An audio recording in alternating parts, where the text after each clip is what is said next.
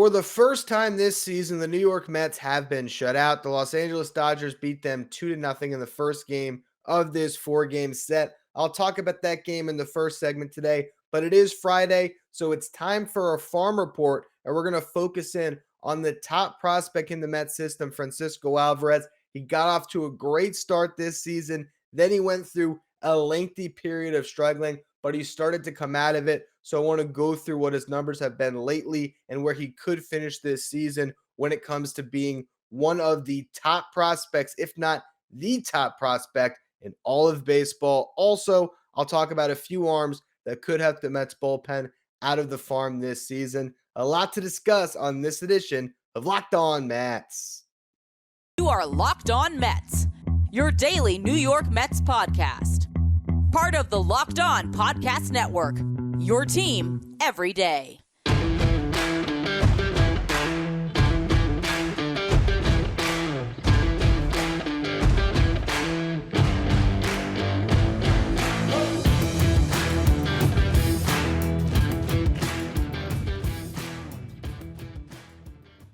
Hello to all you amazing Mets fans. You're watching Locked On Mets, part of the Locked On Podcast Network, your team every day. I'm your host, Ryan Finkelstein. If you want to find any of my work, follow me on Twitter at Finkelstein Ryan. You can also find some of my writing at justbaseball.com, where I work as the managing editor. Now, there really was no offense to speak of for the Mets in this game. Tony Gonsolin, I talked about him on the preview yesterday. Someone that no one talks about, yet he's one of the best starting pitchers in baseball, particularly this season, has a sub-2 ERA, and he just added to that or subtracted from that tonight with 6 scoreless innings. The Mets only get 3 hits altogether on the night. Guillorme had 1, McNeil had 1, JD Davis had a double. Didn't amount to any offense, really. Only drew 1 walk also, so just nothing going offensively. The Dodgers bullpen is great as well as their rotation, and this is what you have to deal with when you're going into LA facing off against a really good team.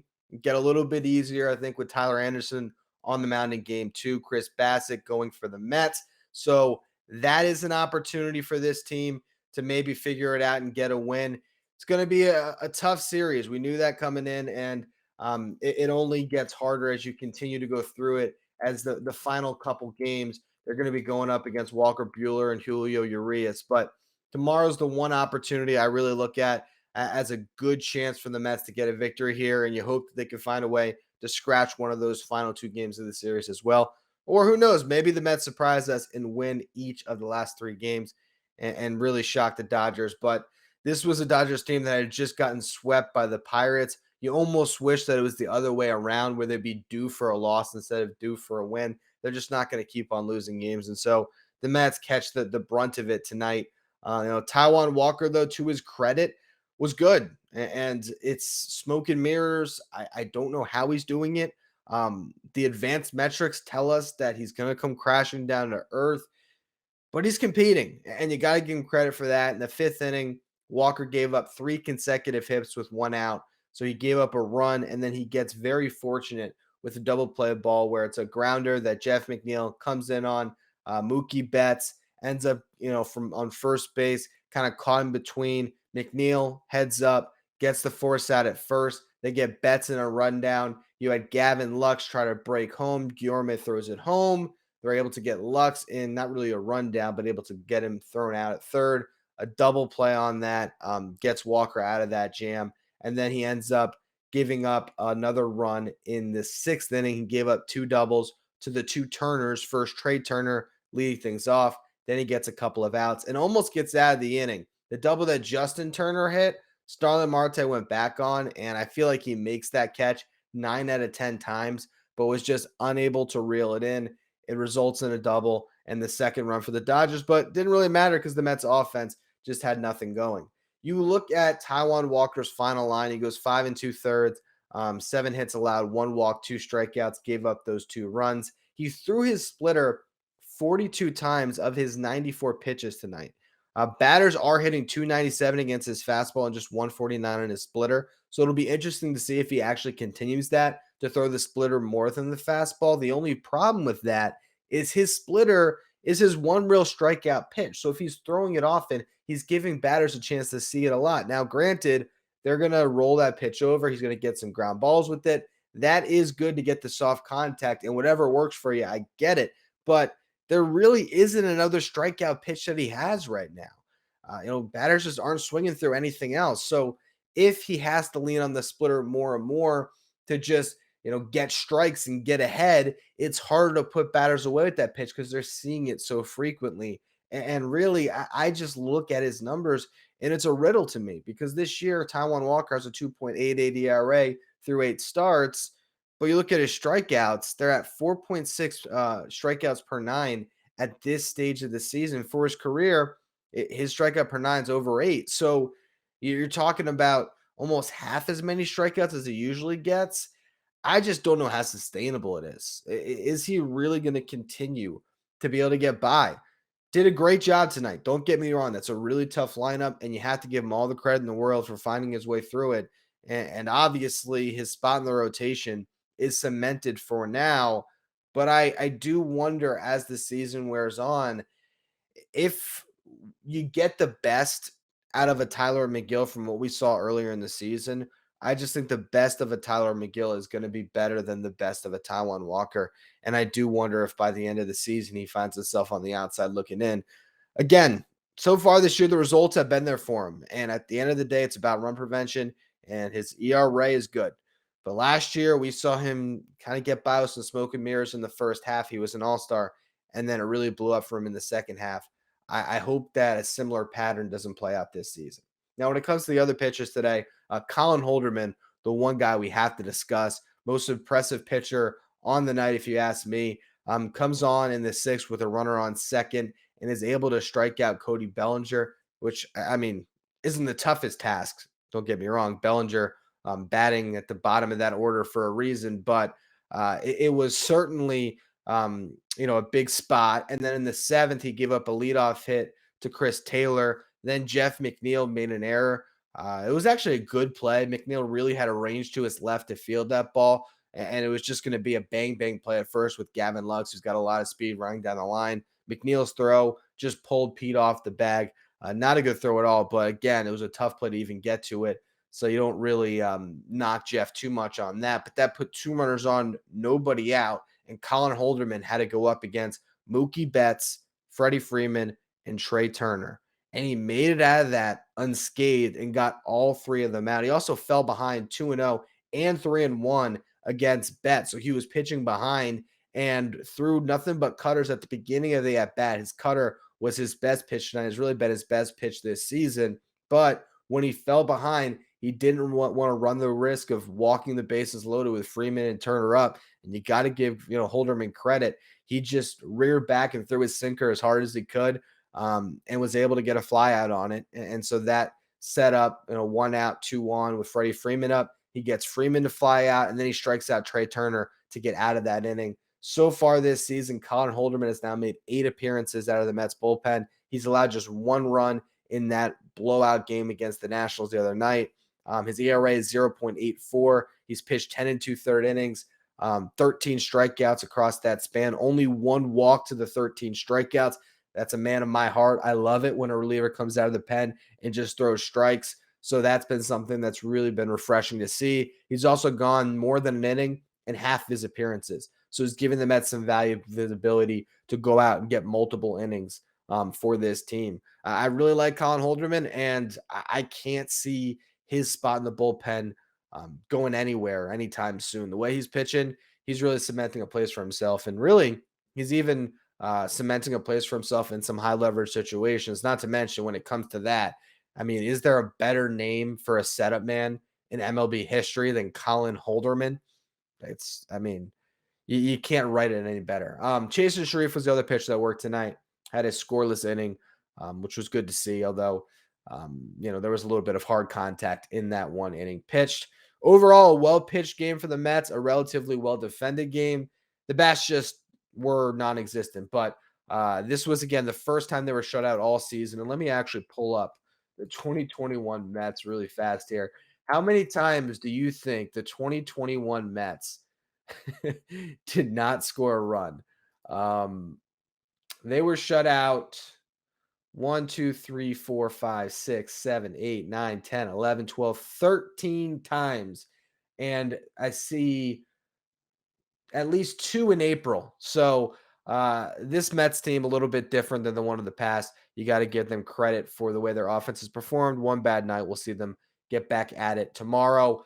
We got 2 more segments for you. A Friday farm report that I recorded earlier on tonight, so now I can go to bed. But first, with spring in the air, it is time for renewal and growth, both personally and professionally. And as your small business grows, LinkedIn Jobs is here to make it easier to find the people you want to talk to faster and for free. Create a free job post in minutes on LinkedIn Jobs to reach your network and beyond to the world's largest professional network of over 810 million people. Then add your job in the purple hashtag hiring frame to your LinkedIn profile to spread the word that you're hiring so your network can help you find the right people to hire with simple tools like screening questions, which make it easier to focus on candidates with just the right skills and experience so you can quickly prioritize who you'd like to interview and hire. It's why small businesses rate LinkedIn Jobs #1 in delivering quality hires versus leading competitors. LinkedIn Jobs helps you find the candidates you want to talk to faster. Did you know that every week, nearly 40 million job seekers visit LinkedIn? Post your job for free at linkedin.com/lockedonmlb. That's linkedin.com/lockedonmlb to post your job for free. Terms and conditions apply. Now, if you are watching on YouTube, you're going to see me with way more energy now than in the first half of today's episode because I'm recording this during the Mets game on the West Coast, the second and third segments, as I bring you our Friday farm report. We can talk about the minor leagues before we know what happens, Mets versus Dodgers. And I wanted to spend some time today talking about Francisco Alvarez's season because he is at a point right now where he's starting to figure things out at AA. He began the year red hot. It was little bit strange. Like, how is Francisco Alvarez handling AA pitching for the first time the way he handled low A pitching last year? Through the first 6 games, he was hitting 375, a 429 on base, a slugging percentage of an even 1,000. He had 4 home runs and 3 doubles. Over his next 17 games, he only had 3 extra base hits, all of them being doubles, and his slash line dropped for the season down to 209, a 314 on base, 419 slugging. So huge dips in production, all of it really coming in that first week and a half of the season. Beginning on May 12th, Francisco Alvarez had 4 straight multi-hit games, and he had 5 multi-hit games out of 6 during a 6-game hitting streak. He improved his slash line for the season to a 264 average, a 349 on base, a 445 slugging. Yet, he still wasn't hitting home runs. In fact, he had a 30-game span where he did not hit a single home run. Then last Thursday, on May 26th, he had a 2 home run game, and he homered 2 more times to close out the month. So if you look up now and you look at his production for the entire season, he's in 276, a 349 on base, 490 slugging percentage. He has 8 home runs, 11 doubles, and 24 RBIs in 42 games. Now, his OPS of 840 is about 100 points lower than what he had last year in low A and high A combined. So he's not quite producing at the exact rate you would expect for a guy with his talent, yet you're talking about his first taste of AA pitching at his still young age. Is he 20, if I'm not mistaken? I know I should know this off the top of my head, but let's look. Francisco Alvarez is, yes, still 20 years, 6 months, 15 days. He'll turn 21 in November after this season. You consider his age, and his production is still great altogether, and he's coming out of it to the point where now he's suddenly getting multi-hit games consistently. The home runs now are starting to tick back up again at the end of last month. I don't know where he's going to be at when it comes to his end of season numbers. Who knows what he can do here? But I think that Francisco Alvarez is really in this prime season for his growth. This is a year where he's going to spend the entire season in AA. And the great thing is, we're back to long seasons in their minor leagues. Last year, they didn't play baseball in April in the minor leagues. This year, they did. It's a 138-game season for Francisco Alvarez in AA. And if the Mets want to, they can give him that late call-up to AAA at the end of the year. We'll have a couple extra weeks. They play a 150-game season, and he can really get some more at-bats. So you're looking at his at-bat count right now, and he's at 163 at-bats, and he's played in 42 of 47 games. So about a third of the season. You average that out, he can get pretty close to 500 at-bats in Double-A, especially if they end up promoting him to Triple-A at the end of the year. He'll almost for sure get over 500 at-bats. And at his age, facing this pitching, that's going to set him up to potentially be up with the Mets next season.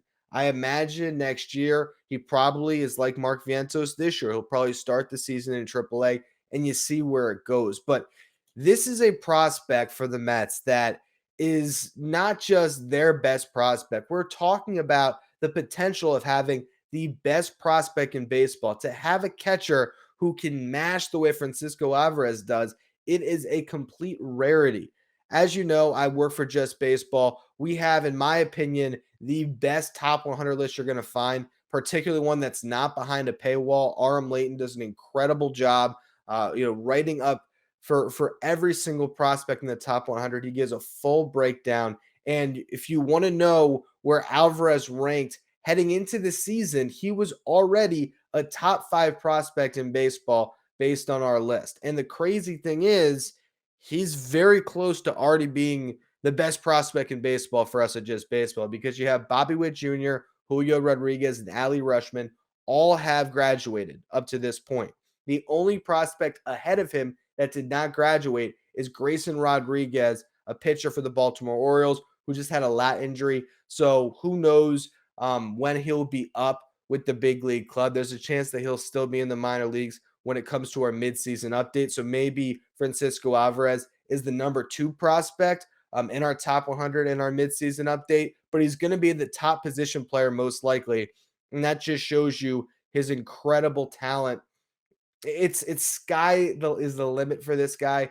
And what we're seeing now is you saw him go through his lumps a little bit, and I think he's going to come out a lot better for it. It'd be one thing if he just hit the ground running in Double-A and saw no adversity and just rolled through it. But then what happens when you see that adversity at the big league level? Sometimes it's good for these guys to hit a little bit of a roadblock when you get to the minor leagues, to struggle a little bit and to find his way out of it. I think what we've seen is he was able to maybe focus a little less on the power and just try to get hits. And he started to stack up multi-hit game after multi-hit game. And then the power naturally came, because this is a hitter that has unbelievable raw power that, is right up there with your Pete Alonsos of the world. That's how powerful this guy can be. If he can put it all together, this is going to be an incredible player for the Mets for years to come. So a good start to his season. Again, if you look at the composite, to be at an 840 OPS through your first 42 games of action, seeing that advanced level pitching, that's nothing to sneeze at when you're talking about a 20-year-old catcher. And I honestly think that those numbers will continue to improve, and I would not be surprised if he gets that OPS over 900 by the end of the season. Now, in the next segment, I want to talk about some pitchers that could impact the Mets bullpen this season. We're going to go through some arms that are at AAA and AA that I think have a potential to be maybe high leverage relievers. I don't know about this season, but maybe they can work as a middle reliever now and grow into that role in the Mets bullpen in the future. But before we get to that, I want to tell you about the Brownie Batter Puffs from Built Bar. These are the first ever protein-infused marshmallows, and they have the brownie batter flavor, which tastes exactly like it sounds. It's like eating that brownie batter before you put it in the oven, but instead of being chock full of carbs and sugar and fat, it's a healthy protein bar that you don't have to feel bad about eating. These come with only 140 calories, 17 grams of protein, only 7 grams of sugar, but they come covered in 100% real chocolate. That means that with Built, you can eat healthy and actually enjoy doing it. And they are made with a collagen protein, which your body absorbs more efficiently and provides tons of health benefits. The Brownie Batter Puffs will have you completely forgetting that you are eating a protein bar. No need to pinch yourself. This is real life. Go to Built.com to get the Brownie Batter Puffs now. And at Built.com, make sure you use the promo code LOCK15 to get 15% off your next order. Again, that's promo code LOCK15 for 15% off at Built.com. All right, so the AAA Syracuse roster just got 4 new pitchers: Michael Itanez, Bryce Montes de Aca, Trey Cobb, and Nate Fisher. But there's 2 that are really intriguing to me, guys that have hit 102 miles per hour on the gun this season. You have Michael Itanez, who probably has the best fastball in the Mets system. He only allowed 3 earned runs in 15 innings pitched at AA this year, a 1.80 ERA. 20 strikeouts to just 6 walks. And that's the big thing for him because last year, Itanez had a 5.13 ERA in high A. He had 41 walks in 40 and a third innings pitched. So over 9 walks per 9. Brutal. You're not going to get by with that. He's cut that walk rate in more than in half this year. It's down to about 3.5 walks per 9. He needs to keep it there. Although his first appearance in AAA, he walked 2, he struck out 2 in a scoreless inning. He's not going to get by playing that tightrope game, particularly at the big league level. But if he can cut down the walks, his fastball is so elite that this is someone that has closer type potential for the Mets in the future. Now, he is 24 years old. We'll see exactly how he continues to progress. This is a huge season of development for him. He did a great job in AA cutting down those walks. Not great to see him in his first appearance in AAA kind of revert back to the guy he was last year. But if he can continue to limit the walks, the strikeouts are going to come in bunches. And that fastball really is a big league pitch as long as he can learn to control it. Now, along with the Itanez, when it comes to the 102 mile per hour heat, you have Montes de Aca. He's 26, made 13 relief appearances in 1 start in AA this year, pitching 17 and a third innings with a 3.12 ERA, a 1.442 whip. His walk rate wasn't great at 7.3 walks per 9, but a strikeout rate of 12.5 per 9 is very good. We'll see what happens when it comes to De Aca with the walks. Not quite the prospect that I think you have with Itanez, but someone that is definitely an interesting arm to watch. Now, the other 2 that are promoted aren't necessarily prospects. You have Trey Cobb and Nate Fisher. Cobb, 27 years old. He started the year in Syracuse, really struggled, ends up getting sent back down to AA where they lowered his arm angle a bit, and that helped him. He's limiting right-handed batters down there to a slash line of a 149 average, 273 on base, 213 slugging. After being sent down, the ERA is at 0.47, 0.828 whip. Did a really nice job, and we'll see how that lowered arm angle now fares in AAA. When it comes to Fisher, he's 26. The Mets signed him this offseason, was previously with the Mariners. This year, he's made 10 relief appearances, 2 starts in AA, 3.77 ERA, whip just over 1, a strikeout rate of 12.5 per 9, walk rate of 3.5 per 9. A couple other pitchers I want to talk about. You have Joe Zangy, a 27-year-old reliever who was great in AA this year, was called up before these guys. Allowed 1 run in 15 innings in AA, 0.60 ERA, 24 strikeouts. But in AAA, he's got knocked around, giving up 2 runs apiece in each of his first 2 appearances. So we'll see how he fares as he continues to get time in Syracuse. And then the other guy that's really interesting is Josh Hedgeka.